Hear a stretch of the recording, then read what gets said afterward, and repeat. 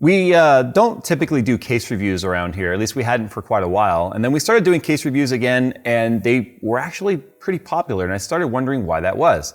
And I think it's because a lot of people right now, while they can't necessarily maybe upgrade their graphics card and stuff like they would like to due to availability, cases are still available. They're not really marked up, and it's kind of the quickest way to prepare for future upgrades, but also just change the feel and look of your computer. So I decided that today I would go ahead and do kind of a case overview of the different form factors, and if you're considering upgrading your system, what to look for and what to make sure you don't fall victim of when it comes to different cases and stuff. So let's talk about that today.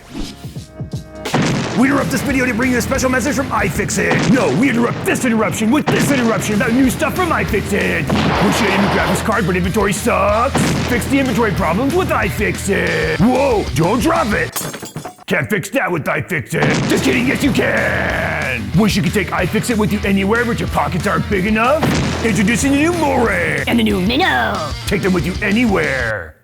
So get iFixit for your loved ones or just get them for yourself. If I was doing this video 6-7 years ago, it'd be pretty easy because most cases were rectangles, like what you see on the desk right here, or on the table. But form factors have really started changing. You've got dual chamber form factors, and then you've got dual chamber in each of the form factors that we have kind of on the table here. So we're gonna keep things basic and still discuss it as if it were a rectangle, because that's still the prominent shape that you're gonna find on the market. But there are caveats and exceptions to everything we're gonna talk about today, so I wanna put that out there first and foremost. But the three main categories you'll find of cases, without going into those crazy subcategories, is mini ITX, and you're gonna find that the case form factor specifically is referring to the motherboard size that's guaranteed to fit in there. But anyway, mini ITX, mid tower, and super tower. So each one of these, like I said, have kind of a tree underneath them of different subcategories, and the design sort of tweaks and changes, but we're gonna talk about the main header right then and there. And we'll kick things off with mini ITX because the popularity of mini ITX is really going up. So this is my Fractal Design Define Nano S. I built this back in 2016. It's about 6 years old now. This was kind of when ITX was really starting to take off again, or ITX form factors. And I did a build on this. If you guys want to look it up, you can. The glass tubing and everything that's in here. It's a very old system. I want to say it's a 6700K. Yeah, I think it's a 6700K. I can't remember. To give you an idea of the era though, that is a 970 graphics card. So if that gives you any idea, that's a Gigabyte WindForce 3 card if you're curious. But anyway, that's besides the point. The parts that you can fit are typically gonna be limited. The Define Nano S was something that allowed a fairly robust amount of hardware to be able to be fit in it. But what you're gonna find today is that a lot of the small form factor SFF is what usually ITX is referred to as FFF or SSF, no, Usually small form factors are referred to as SFFs rather than ITX or mini ITX. If you see SFF, it typically always refers to an ITX. So I just want to put that out there. But this particular case is a little bit wider than you would typically find of some sort of a mini ITX case today. So you want to keep that in mind because they wanted to allow for an offset radiator mount. A lot of times you weren't able to do custom water cooling or even AIOs in an SFF build because it was about small form factor that required mini coolers and small power supplies, SFX power supplies for SFF builds. I hate that acronym SFF, but it's what it is. But they wanted you to be able to add at least a 240 millimeter rad on the top. You could add one on the front of this build as well. But what you obviously are limited to is going to be the length of your card. As you can see right here, the WindForce card is longer than standard or the reference at the time. So it interfered with trying to go longer by having my reservoir right there. But I was limited because of the custom water cooling in there. But look at the size of the motherboard. The SFF or mini ITX motherboard is what limits this to whatever you can fit on there. Now with the SFF or an ITX motherboard, you can fit one PCIe device. That's going to be your graphics card if you're building a gaming computer. iGPU or APU would mean that you could then put something else on there. Not sure what you would do on there or why, but you're gonna have one expansion slot, one PCI Express slot, and that is what you're gonna be limited to.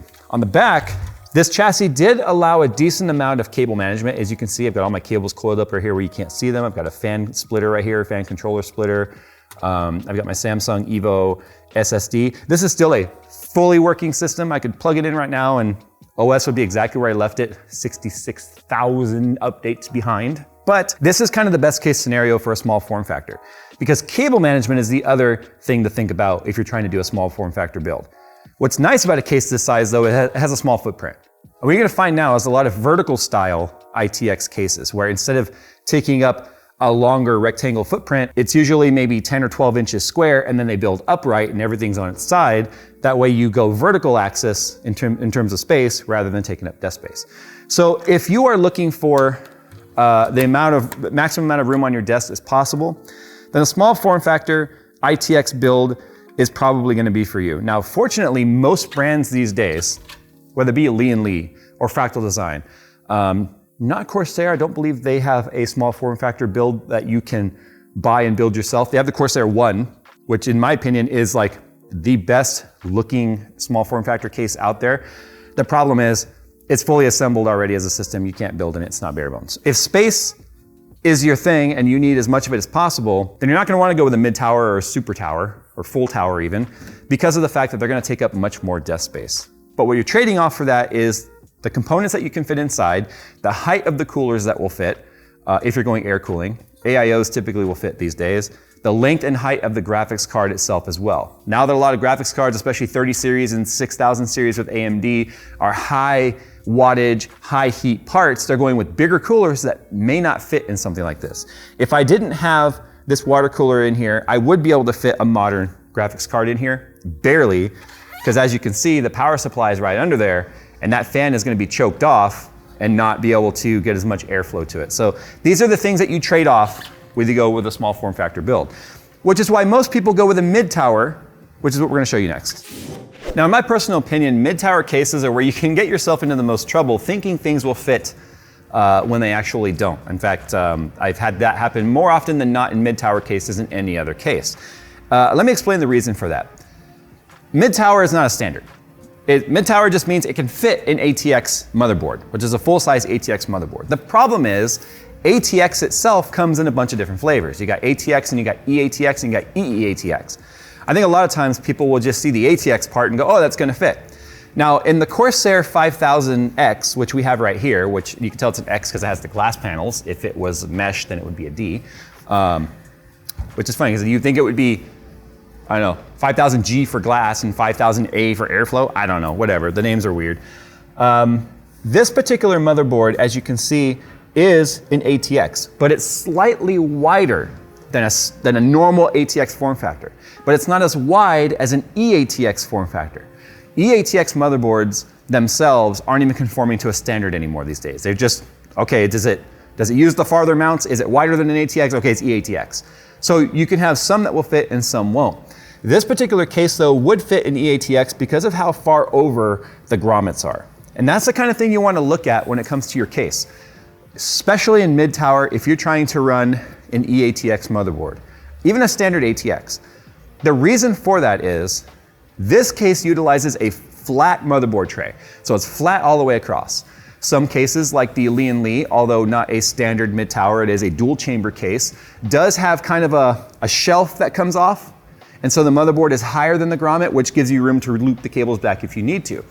But Fractal Design in the past had the motherboard tray recessed, and then the part next to it between the fans and the front of the case actually came out and had a higher height, if you will, than the motherboard tray. So you kind of had the Z shape, which means if the motherboard fit in that space, you had to be able to make sure you had room for your plugs to make it over into the grommet or to go straight into the grommets that were on that angle. eATX cases for the longest time, or motherboards, did not fit in Fractal Design mid-tower cases because of the fact that they didn't account for the eATX motherboard width when it came to where they put the grommets. Fortunately, things have kind of moved forward, and most case manufacturers have now discovered that eATX motherboards are very popular now, especially with Threadripper being mainstream available. That all, with AMD making that popular now, a lot of cases have really accounted for eATX stuff. Just about every modern ROG motherboard these days is eATX, and now eATX with right angle connectors, which makes it nearly impossible to fit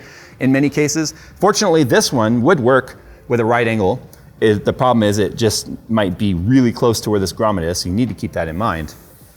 But what you gain with a mid-tower case is obviously cubic volume inside. Cooling with an SFF case is not that big of a deal if you're able to have enough intake and exhaust fans. Some ITX cases don't have good airflow at all.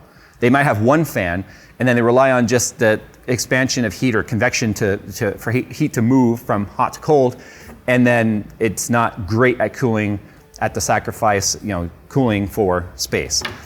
A mid-tower, as you can see, we've got 3 fans on the front of this, we've got 3 fans at the top, we've got 3 fans on the motherboard tray, which this is a very popular thing now. A lot of cases are doing this.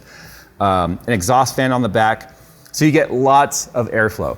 But you also are able to go with full-size parts. We have a full-size power supply down here, not an SFX power supply. We've got our 3080 Ti Tough sitting here, looking small, actually, given the size that's in this case. We could go with some sort of like a For the Win 3 or a MSI card that's even bigger than everything else. We got a 360 radiator AIO in the front, no problems fitting any of this whatsoever. And then what you're gonna gain, obviously, on the back is a lot more space for cable management. So you can see in this particular build, we got a cable NZXT fan controller down here. We've got a SSD mounted, another fan controller here, another fan controller here, another fan controller there. Want fan controllers? You can fit 1, 2, 3, 4 of them in this case. But you get this channel that gives you a place to not have to think about how to route your cables. It's kind of designed for you. Where a lot of small form factor cases aren't going to necessarily do that. Now, obviously, in this case, you would be able to fit custom water cooling if you wanted to go that route, but this keeps things to a very manageable amount of desk space needed. In fact, at the Scholars Collective, if you guys saw those videos where we built 10 systems in 5000D cases with the airflow, we were able to fit 10 of these on fairly small desks with 27-inch monitors and still have plenty of room for your keyboard and mouse and not feel like you were crammed and everything was kind of falling in on yourself. So it was a good test for us to see how well this form factor worked there, because I think the desks were only 22 or 23 inches deep, and then they were 48 inches wide, which is 4 feet. That's not a lot of space for a 27-inch monitor, a tower, keyboard, mouse, and the gaming mat and all that stuff. If you're like me though, and you just are like, you know what, go big or go home, well, that's where the full tower / super tower comes in. So I've kind of put full tower and super tower together because I feel like those two classes have sort of kind of joined at some point. You used to have a full tower, and then super tower would be something crazy like the Elite from Fantex, right? Or like what Phil is using for his editing rig, which is again a Fantex system, a case that could fit 2 computers inside of it, an ITX build and an EATX build if you wanted. Those are absolutely gargantuan. Not many people run those. It's a very specific, unique use case of anyone that would need that. If you put them side by side, the additional height and the width is essentially the same, maybe slightly wider here on the full tower / super tower. But this is basically the same thing as a mid tower, just scaled up a little bigger. So instead of a 360 in the front, we have a 480 in the front. So the 480 means we've got 4 120 millimeter fans. We've got a 240 right here. We could have fit a 360 if I was not particular about how I wanted to do my bends right there. This is that giant MSI card I was talking about.